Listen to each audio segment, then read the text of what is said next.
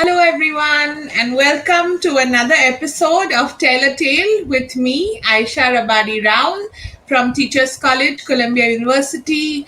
Welcome, welcome, welcome. Today is July the 13th, Monday, so I'm going to be reading a book myself today. We've been having Tell a Tale with friends where we've had guest readers in the past reading books. On Telltale. So if you would like to be a guest reader, let me know. I invite you to read a book, your favorite children's book, and send it to me. If you'd like to do that, send me an email on tellataleaisha@gmail.com. That's TELLATALEAYESHA at gmail.com. You can also join our Facebook group if you'd like, and you can join the community of the Telltailers. So I post the videos there, I post some artwork that children may have made or I made inspired by the books. So feel free to send a request on the Facebook group. It's tell, TELL-a-tale. All right. So what we're going to do now is I'm going to just read this book and then make some connections with it. And later on, I'll have a chat with the adults, so educators, parents, anyone who's supporting children. All right. This book is called Gettin Through Thursday by Melrose Cooper, illustrated by Nneka Bennett. And it's an award-winning book.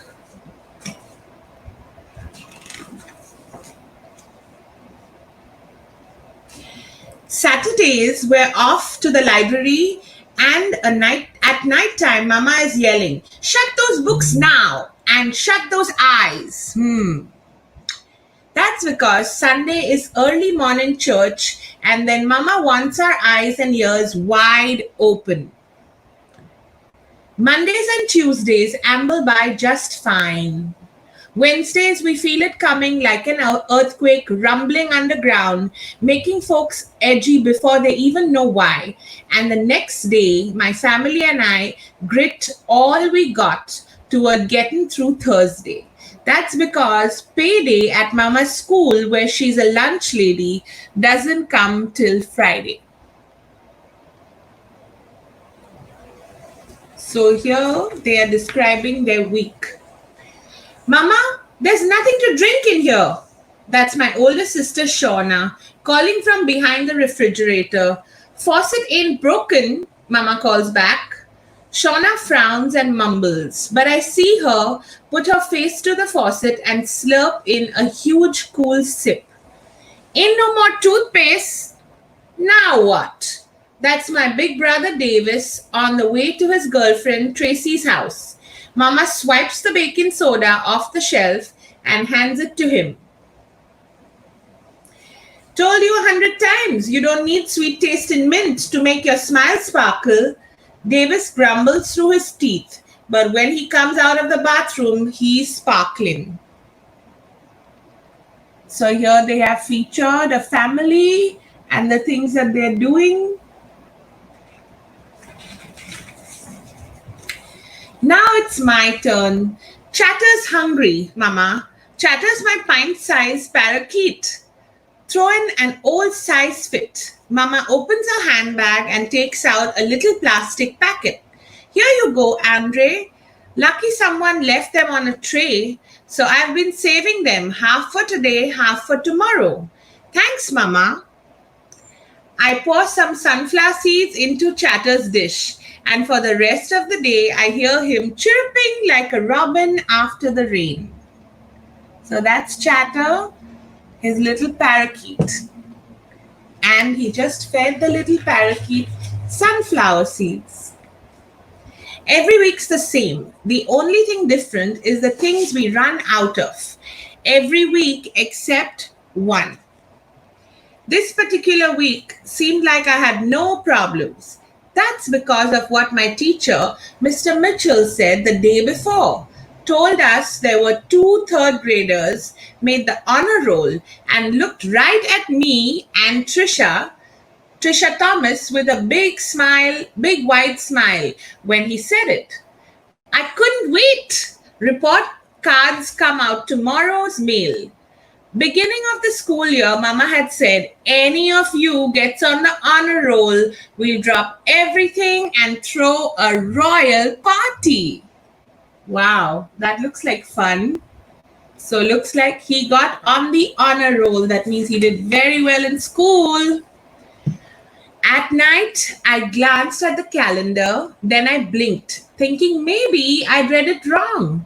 But there it was, bold and black as could be. Thursday. And here they've spelled it out. Thursday. I ran to the window just to see the first star and wish on it. Wish with all my might that report card day wasn't really on you know what. I finally got to sleep that Wednesday night after all, knowing Mama always keeps her promises.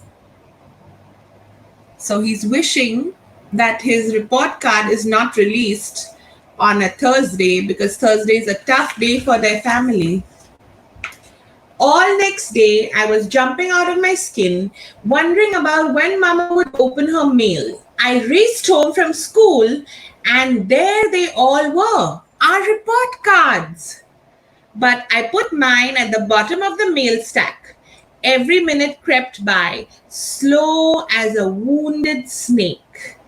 Finally, Mama noticed the mail. I held my breath.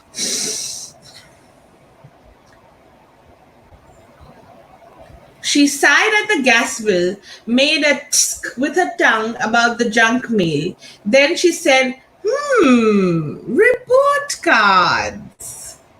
She opened Davis's first. Improvement in English. Good.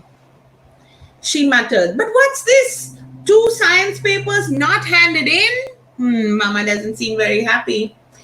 I'll get to him, Mama, Davis said. You get to them now, she said. But first call Shauna. Yes, ma'am, Davis grumbled, grabbing his backpack. Wow, Mama said to my sister. 89.4%, almost on a roll. You did good, really good.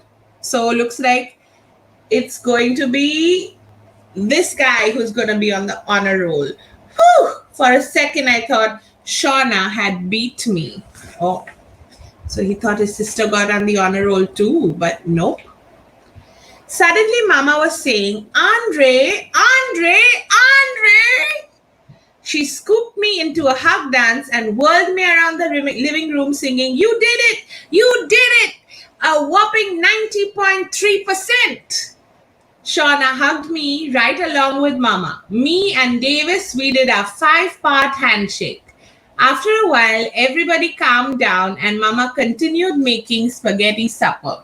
Look, they're so happy. Because he got a 90%, that means he got on the honor roll. Shauna started shrieking. My blush brush fell in the toilet. Now how am I going to perk up my cheeks? Did I miss a page? Oh. Ain't that why God made fingers? For pinching color into them, Mama asked, salting the sauce. And what am I supposed to do about my bandana? Dress rehearsals tomorrow, Shauna went on. She was a West African woman in a play and needed a head wrap. Use a towel for now, Mama said, and be thankful the real play isn't till Saturday. Shauna stomped and slammed on the door. But later I saw the zigzag towel sticking out of her backpack. So Shauna's in a play and she wants a lot of stuff. Davis was out of loose leaf paper. Shauna ripped a sheet from her tablet. Here, do your math on this. It's supposed to be loose leaf, Davis said. I looked through our junk drawer and fished out the hole puncher. Mama smiled and grabbed the paper. Cha-ching, cha-ching, cha-ching, the puncher went. There you go. Happy now, she said. Davis shook his head, looking at the punched out paper. He couldn't hide his smile, and soon we were all laughing and his math did get done. So the family is improvising with whatever resources they have and getting through. But little by little, my frown took over. My problem today was bigger than a blush brush or a turban or paper without holes. And the night was marching on. I watched Mama doing kitchen things. She saw me eyeing her and read my mind. She wrung out her sponge and set it aside. Angel babe, she said, like she always did when she needed to tell me what I didn't want to hear. Tomorrow we'll have your celebration because you know what today is. That did it. Her face got blurry because my feelings were spilling out. I sure do know what today is. Today is report card day, not tomorrow. I don't care if it's Thursday or not. You promised, Mama. You said we'd drop everything and celebrate that very day. He looks disappointed because he wanted to celebrate his special day, but unfortunately, it's a Thursday and they are running low on money. I broke away and slammed the door like Shauna had and sunk down behind it. I heard them all whispering together out there. I didn't care what they were saying. I knew it was more talk about what we can't do and can't have. All because the day is wrong. I thought about taking every calendar in the whole wide world and crossing out the Thursdays, as if that was going to change things. But sometimes that kind of daydream turns the anger into something else. And pretty soon it's not as bad as a minute before. He looks really upset and he's thinking of scratching out all the Thursdays. He does not like Thursdays because on Thursdays, their family has a rough time making it through. You're right, Andre, Mama said as she opened the door. Report card day is today, even if it is a you-know-what. What do you think she meant? And we should be celebrating like I promised. Now, mind you, this is a dress rehearsal, but it's the best we can do today. Then Mama and Davis and Shauna broke into a happy report card day to you chorus. Can you sing that song? Happy report card day to you. Sounds funny. Shauna held a pretend plate and set it on the coffee table. Oh, look, they're going to have a pretend party. That sounds fun. Do you sometimes pretend to have parties? Okay, said Davis, pretending to light some candles. Make your wish and blow them out. I frowned.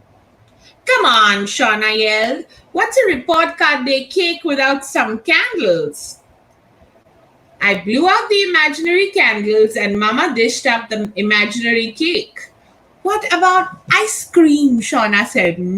Yum. Today's you know what, and you know what that means, Davis said. Right, I said. But at least there's cake. And we were laughing again like never before. When we got calm, Davis pretended to take something off the pile. Here you go, he said, handing the thin air package my way. So they were pretending to give him gifts now. I pretended to tear off the wrapping paper. A Buffalo Bills pencil? I shouted. Thanks. Same with Mama's imaginary t-shirt and the pretend sports stickers Shauna gave me. That night, when Mama tucked me in, she settled herself on the mattress and sang, Hush, little darling, don't say a word. Fridays are coming, ain't you heard? No matter how bad the Thursdays get, ain't never seen a calendar skip one yet. I threw my arms around her neck and I hugged her. Song and her promise close.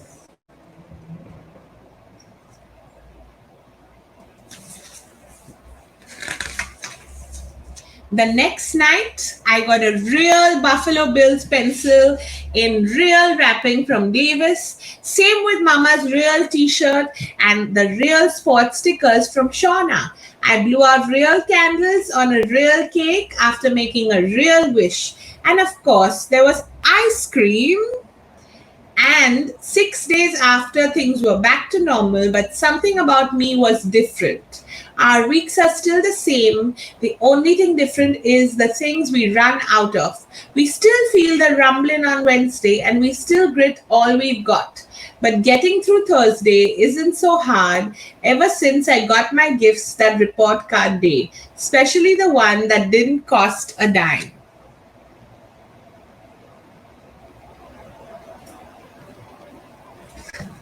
Okay, the end. So, let me know what you thought about this book. So, I've been thinking a lot since I read this book for the first time. There's a lot of things that we can teach children. So, right now, I'm going to talk to the educators, parents, and anyone who's supporting young children right now. So, just thinking about how we can use children's literature to basically show children different realities and how all kinds of families live, different kinds of people. So as you saw in this story, for instance, if you talk about gender roles and different types of families, there was no real father figure in there. It was a mother and the three children. So it's a good way to have a book like this for family and talk about excuse me, different kinds of families. You can also talk about how people spend their money, how people earn their money, what they get with that money, and how they run a family of four. So thinking about socioeconomic status, you can use this book as a segue into that, to talk to children about that, to talk to children about how people get paid, what they get paid, how they can spend their money. So financial literacy, very important. Another feature of this beautiful book is that they have used the African American language, which is, if you heard me read it, there are a lot of modifications to the dominant English language, which I think is really interesting and important to show children in books, so that they serve as mirrors to children who speak this way, and also as windows for other children who speak dominant in English to see how different people speak different Englishes. So it's really important to use books like this in your library, at home, in school, and think about how we are showing children that their languages and the way they speak their Englishes is valued. So that's my little talk to the adults right now. Okay, so what I'm going to do is I'm going to end today's episode by inviting you to think about an interesting other connection with this book. Perhaps you speak English in a different way. Maybe you can write a poem or something else with that English, that kind of English. Or perhaps you'd like to do a painting or a drawing. Please feel free to send it to me on tellataleaisha@gmail.com. There's my email. Okay. So I'm going to end now, and I will see you once again on Wednesday at 2 p.m. Thank you for watching. Bye.